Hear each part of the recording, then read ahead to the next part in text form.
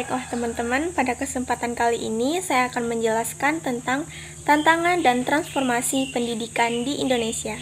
Yuk simak video berikutnya.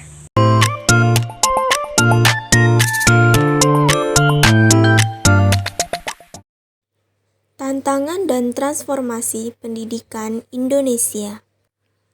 Tantangan dan transformasi pendidikan Indonesia adalah berbagai hambatan yang masih dihadapi dunia pendidikan seperti ketimpangan akses, kualitas guru yang belum merata, rendahnya literasi, dan keterbatasan fasilitas serta upaya perubahan yang dilakukan untuk memperbaikinya melalui peningkatan kualitas guru, pembaruan kurikulum, pemanfaatan teknologi, dan pemerataan sarana demi menciptakan pendidikan yang lebih bermutu dan merata bagi seluruh peserta didik.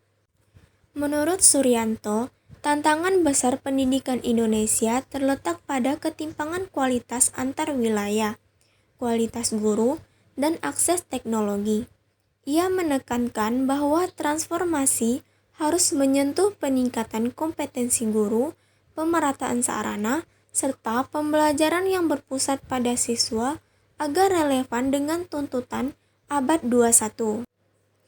Menurut Tilaar, memandang tantangan utama pendidikan Indonesia adalah birokratisasi, kurangnya inovasi, dan lemahnya manajemen sekolah. Transformasi yang diperlukan adalah membangun kemandirian sekolah, meningkatkan profesionalisme guru, dan menyesuaikan pendidikan dengan konteks sosial budaya Indonesia.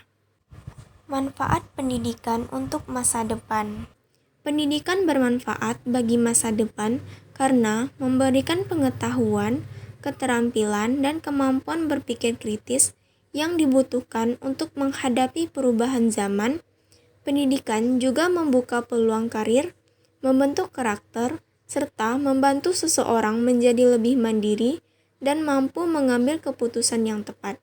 Selain itu, pendidikan berperan penting dalam menciptakan generasi yang berkualitas sehingga dapat berkontribusi pada kemajuan bangsa.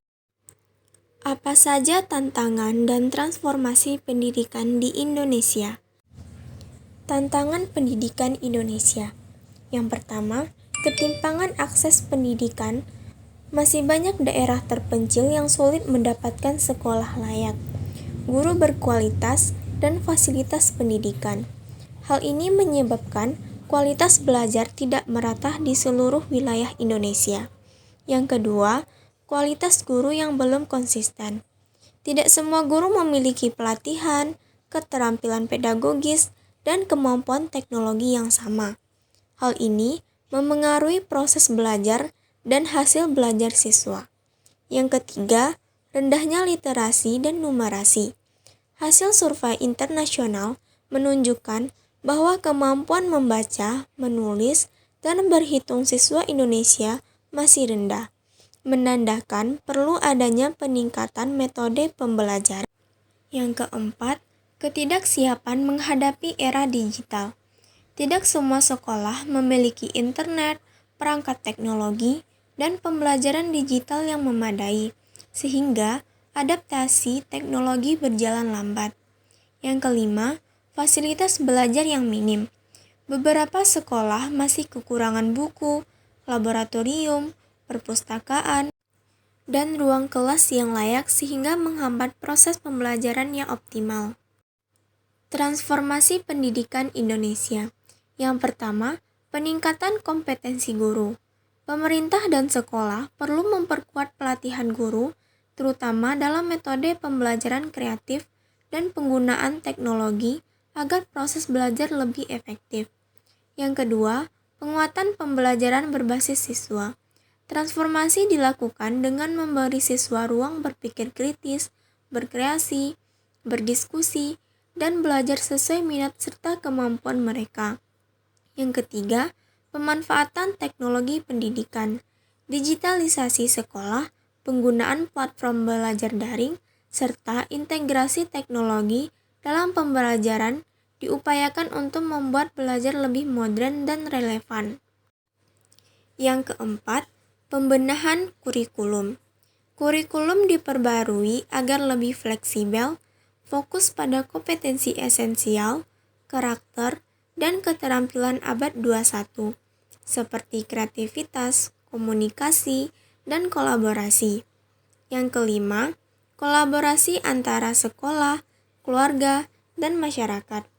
Transformasi pendidikan juga menuntut keterlibatan orang tua, komunitas, dan pemerintah daerah agar tercipta lingkungan belajar yang saling mendukung. Yang keenam, pemerataan sarana dan infrastruktur. Pembangunan sekolah, pengadaan buku, internet, dan fasilitas belajar lain dilakukan untuk memastikan semua anak memiliki kesempatan belajar yang sama. Kesimpulannya, pendidikan merupakan pilar utama dalam membentuk kualitas individu dan kemajuan bangsa. Melalui pendidikan, seseorang memperoleh pengetahuan, keterampilan, dan karakter yang dibutuhkan untuk menghadapi tantangan hidup dan perubahan zaman. Pendidikan juga membuka peluang yang lebih luas bagi masa depan, meningkatkan kualitas hidup, serta menciptakan masa depan yang cerdas, berbudaya, dan berdaya saing. Dengan demikian, pendidikan menjadi investasi terbesar untuk menciptakan generasi yang mampu membangun masa depan yang lebih baik dan berkelanjutan. Baiklah teman-teman, sekian penjelasan video dari saya, semoga bermanfaat.